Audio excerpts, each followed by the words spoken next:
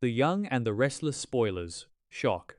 Oh my god, besties. Welcome back to the channel. Today is Tuesday. A beautiful day to absolutely lose our minds over the latest Genoa City drama.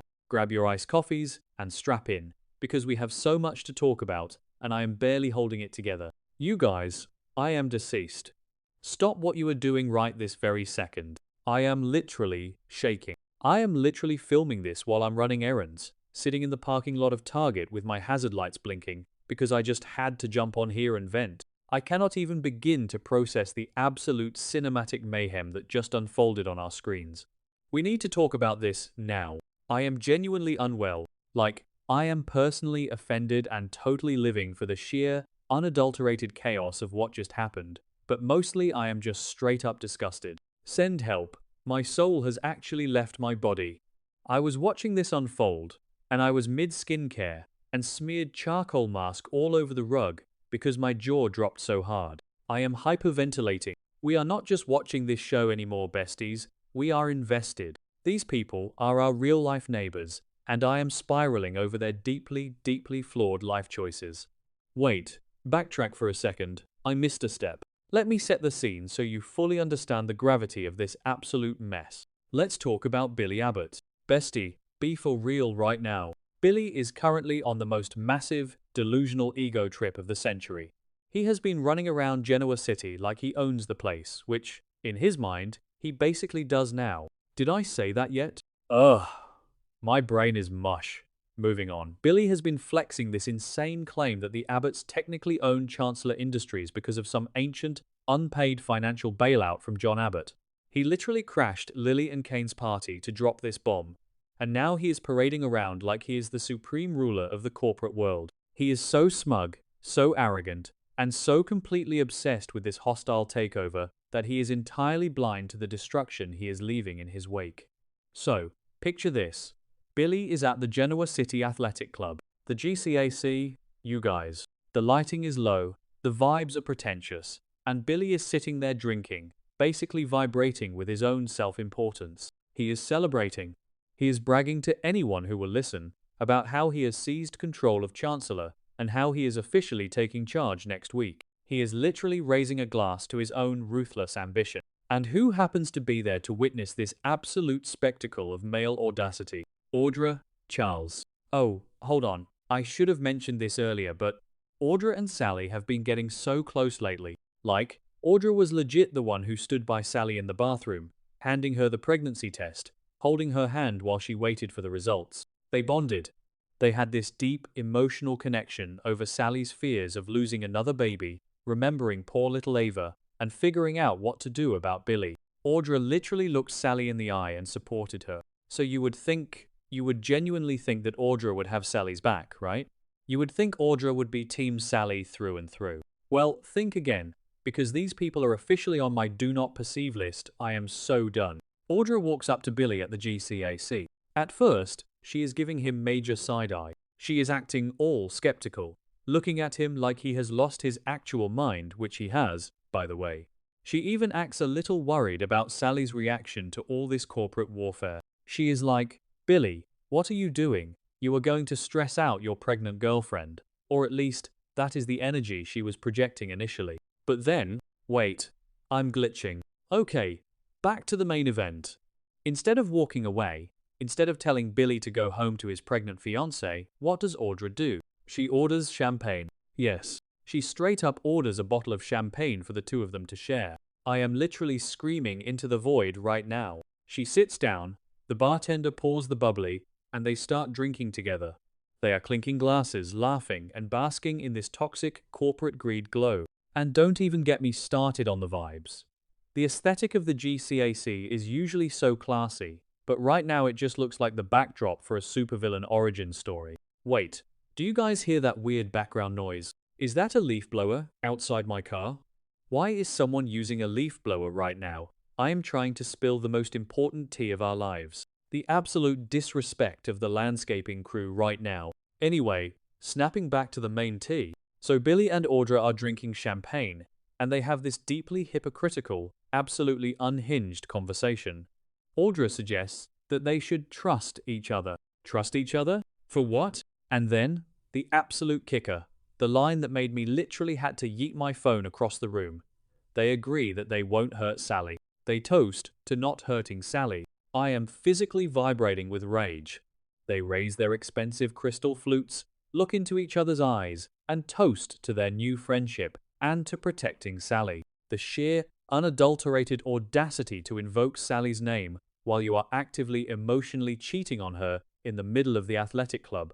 And while this absolute dumpster fire of a toast is happening, guess who is making her way back to Genoa City? Sally Spectra. Our girl Sally, who is exhausted, hormonal, terrified about her high-risk pregnancy, and probably just wants to go home, take off her bra, and be held by the man who claims to love her. Sally has been out of town on a business trip, dealing with her own stress, and she finally returns. She decides to stop by the GCAC. Maybe she wanted a mocktail. Maybe she was looking for Billy. Who knows? But she walks through those heavy glass doors, completely unaware that her entire world is about to shatter into a million jagged little pieces. Besties, the cinematic timing of this show is going to put me in an early grave. It is a high-octane psychological masterpiece where the stakes are astronomical. Sally walks in. The camera does this slow, dramatic pan. She is wearing this stunning outfit, looking like the absolute queen she is, but you can see the fatigue in her eyes. And then, her gaze sweeps across the room. She looks over toward the bar area, past the velvet ropes, past the ambient jazz musicians, and her eyes land on Billy. But he is not alone. He is with AUDRA, and they are not just having a casual, professional drink. They are intimate. The body language is completely out of line. They are leaning into each other, invading each other's personal space, whispering, smiling that secret little smile that people only share when they are crossing boundaries they know they shouldn't cross. Sally freezes. You can literally see the air leave her lungs. I was gasping. I was clutching my chest because I am literally too unwell to handle the gravity of these events. And then, it happens. The moment that officially broke me. The moment that will go down in Genoa City history as the ultimate betrayal. Billy Abbott, the man who just found out he's going to be a father again, the man who swore he would protect Sally, leans in. AUDRA leans in. And they kiss. They, straight up, kiss. In the middle of the Genoa City Athletic Club. In public, where anyone could see them. I am hyperventilating again, just thinking about it. A full-on, romantic, intimate kiss. Not a peck on the cheek, not a friendly hug. A kiss. After they just toasted to not hurting Sally. I cannot even begin to fathom the level of sociopathic detachment you need to have to toast to a woman's well-being and then immediately suck face with her fiancé. It is giving major, I am a garbage human being energy, and I am here to drag them both to the ends of the earth. Sally is standing there, watching this happen. The father of her unborn child, kissing the woman who literally held her hand while she took the pregnancy test. The layers of betrayal here are so deep, so twisted, so profoundly toxic that my brain is actually short-circuiting. Sally's face. Oh my God. You guys, Courtney Hope deserves all the Emmys for the look on her face alone. It wasn't just sadness. It was pure, visceral horror. It was absolute disgust. You could see the exact moment her heart broke, but also the moment her stomach completely turned. She looked sickened. And honestly, same, Sally. Same. I am personally attacked by this storyline. How could Billy do this? We all know Billy is a mess. We all know he is a chaotic, self-destructive man-child who sabotages every good thing in his life. But this is a new low, even for Billy Boy Abbott. He is so high on his own supply, so drunk on the power of this Chancellor takeover, that he thinks the rules of basic human decency no longer apply to him. He thinks he is untouchable. Well, manifesting a total dumpster fire by the next update, because Sally Spectra is not the kind of woman who takes betrayal lying down. And AUDRA Charles. Bestie, what is your damage? You sat in that bathroom with Sally. You talked about motherhood. You bonded over the most vulnerable, terrifying moments of a woman's life. And then you go and kiss her man in public? She is officially the most treacherous, snake-like character on this canvas right now. I am calling it, the villain arc is about to go nuclear. AUDRA has crossed a line that you simply cannot uncross. The girl code has been completely obliterated. It is ash. It is dust in the wind. Wait, did I say that yet? Ugh, my brain is mush. Moving on, but seriously, the public nature of it all. They are at the GCAC. Victor Newman could have walked in. Nikki could have walked in. Anyone could have seen them, but the universe specifically orchestrated it so that Sally, the pregnant, exhausted, trusting Sally, would be the one to witness it. It is Shakespearean tragedy mixed with reality TV trash, and I am consuming every single second of it while simultaneously wanting to bake my eyeballs. Anyway, I am genuinely so furious I could scream. I need to take a deep breath. Okay, let's analyze the psychology here, because we are intellectuals on this channel. Billy's ego is currently inflated to the size of a hot air balloon because of the Chancellor situation. He feels invincible. When men like Billy feel invincible, they seek out validation to match their inflated self-worth. AUDRA, who is beautiful, cunning, and usually very guarded, giving him the time of day and ordering champagne. That is the ultimate ego stroke. He kissed her because he felt like a king, and kings take what they want. It has nothing to do with love, and everything to do with power and narcissism, which is honestly so unhinged. And AUDRA? AUDRA is an opportunist. She sees Billy rising to the top of the corporate food chain. She sees him taking over Chancellor. She knows Sally is a liability to his focus right now. AUDRA is aligning herself with power, but to do it under the guise of friendship and not hurting Sally? That is a level of manipulation that genuinely scares me. She is playing chess, while everyone else is playing checkers, but she just sacrificed her only real friend on the board. Sally's reaction of pure disgust is the only correct response. She didn't scream.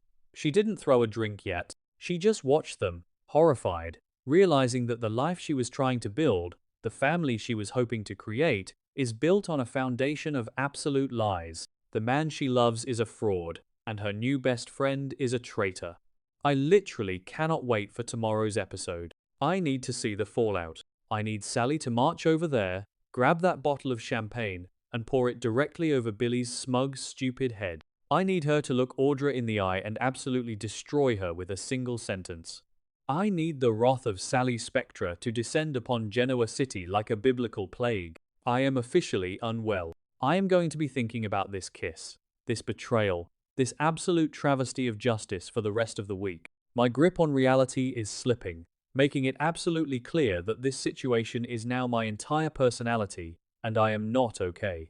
If you need me, I will be rewatching that scene on a loop, screaming into a pillow, and manifesting the absolute ruin of Billy Abbott and AUDRA Charles. Let me know in the comments if you are as devastated and enraged as I am, because I cannot process this trauma alone. Stay safe out there, besties, trust no one, and never order champagne with your friend's fiancé. Bye.